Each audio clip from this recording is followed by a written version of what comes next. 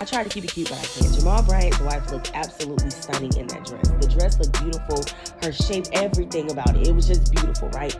But as someone who's supposed to be representing the kingdom of God, it should not have been worn outside of the house. Simple as that. It's literally that simple, y'all. Here's the thing. People be like, oh, well, she wasn't going to church. Oh, well, she wasn't doing da-da-da-da.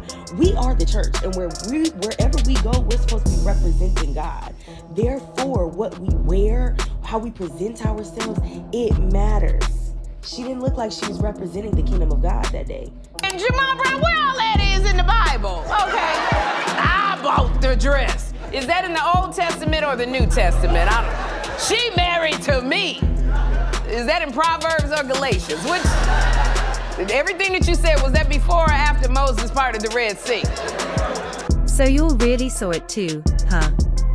Because tell me why everybody's favorite Atlanta pastor's wife pulled up to a fundraising gala dressed like a straight-up baddie. Yes. Full glam. No hesitation. And baby, the church folks were not ready. The backlash was immediate and loud. Pastor Jamal Bryant and his wife, Dr. Kari, have been in full damage control mode ever since. Jamal jumped in front of the criticism real quick, defending his wife and saying what she wears is nobody's business but his. But let's be honest, this latest move feels less like a misunderstanding and more like a test. Like they're pushing the line on purpose, just to see how much people will tolerate before snapping. And Dr. Kari. She looks done. Completely over it. She's been clapping back, crashing out on critics, and making it very clear she's not toning herself down for anybody. Meanwhile, the internet is doing what it does best, digging. Receipts on receipts are resurfacing about Jamal and Kari's past behavior, and folks are putting them on full blast. At this point, people are asking a real question. If Pastor Bryant and Dr. Kari want influencer freedom, maybe it's time to step away from the pulpit. Because the church crowd is no longer willing to keep pretending this is just noise. A preacher presented his wife the other day, and I guess you call that a flesh-colored dress. I don't know. It's black dress and flesh color. It gives the illusion that she's not wearing anything underneath. And I heard the preacher, when he defended her dress, by saying, first of all, he bought the dress. And then he said, I want to address people who don't know anything, never been anywhere, who don't know nothing. So I guess our objection to a man of the cloth presenting his wife in public looking like a $2 hole. At least two. Now, I didn't say she was. I'm not talking about her. My statement is not about her. My statement is about him. I said he presented his wife, and he said he bought the dress. Those are his words, not mine. Now let's rewind. This whole mess kicked off on December 20th, 2025, when Jamal Bryant and his wife, Dr. Kari Turner Bryant, attended the 42nd annual UNCCF Mayor's Masked Ball. This was a black tie event, high-profile guests, polished atmosphere, and a serious mission, raising money for HBCUs and the students they serve. Mission accomplished, by the way. The event raised over $4 million, which is huge. But let's be real, nobody online was talking about the donations. All eyes were on the Bryants. They arrived dressed in full black tie fashion, looking polished and coordinated. But once the cameras zoomed in, Dr. Kari's dress became the main character. A black mermaid-style gown, skin tone lace underneath, perfectly tailored to her body. She looked good. No denying that. The dress complemented her complexion, her face card was valid, and the look would have been perfectly normal for a reality star, influencer, or celebrity. Beyoncé? No problem. But for a pastor's wife, the first lady of a church, many felt it crossed a line. And that's what sets people off. Yeah, I think, there is really an unexpected hope that has come with it that I didn't expect that it would ignite in people. And so I think that hope has been for folks who have been married before, divorced before, or just searching for love, true love for the first time that had not found it. We've gotten so many emails and messages and stories of people who have been renewed in their hope of love because of our story and what we've been able to share. Here's the thing, this reaction didn't come out of nowhere. Churchgoers have been side-eyeing Jamal and Carrie's relationship from the very beginning. Carrie was a co-pastor at New Birth Church, meaning she worked under Jamal's leadership. That alone raised conflict of interest concerns when they started dating. And while they were technically single when the relationship became public, reports claim the two had been involved for years while Jamal was still married to his first wife, Giselle. It allegedly became an open secret within the church. People noticed favoritism. People noticed silence. And instead of clearing the air, Jamal and Carrie pushed forward, eventually marrying and framing their relationship as a story of overcoming obstacles. For many church members, that explanation never sat right. When he bought her the dress and she put it on, they knew to stir that their dress was gonna cause being flesh colored.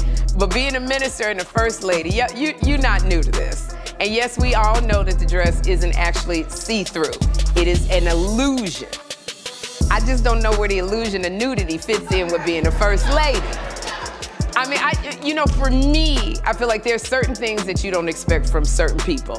This latest stunt only reinforced what critics have been saying for years, that Jamal Bryant operates more like an entertainer than a pastor. There's no way they didn't anticipate backlash from that dress. And some believe the attention was the point. That idea lines up with Jamal's entire public history in ministry. I divorced because of my infidelity, not because of irreconcilable differences, but because I broke that covenant. And so I had to go through a healing process for myself on what is it that was in me that would go outside of the bounds of my covenant, my agreement, and to risk my family for somebody I never wanted to be with. With Dressgate now trending, old allegations are coming back into focus. Back in 2007, reports surfaced that Jamal had impregnated a church member. Instead of public accountability, it was alleged that financial offers were made to make the situation disappear. Despite all of this, Jamal still rose in church leadership, reportedly with help from behind-the-scenes influence.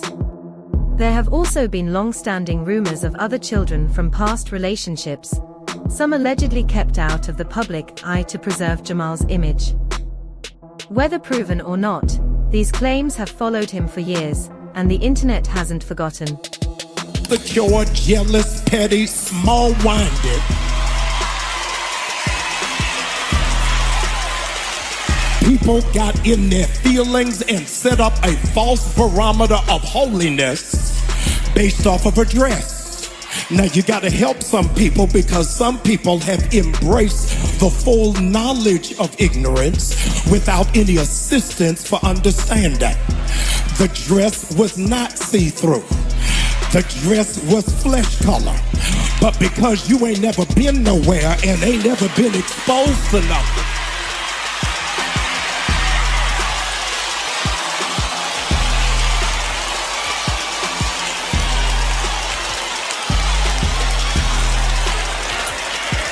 furthermore, I needed to set the record straight. Y'all don't like this. I need to set the record straight. I bought the dress. And I like it. Know the value of a man. Don't look at his house, don't look at his car. Look at his wife. And anybody who looks at my wife will think I'm a billionaire because of the richness of her personality, the wealth of her character, and the expanse of her beauty.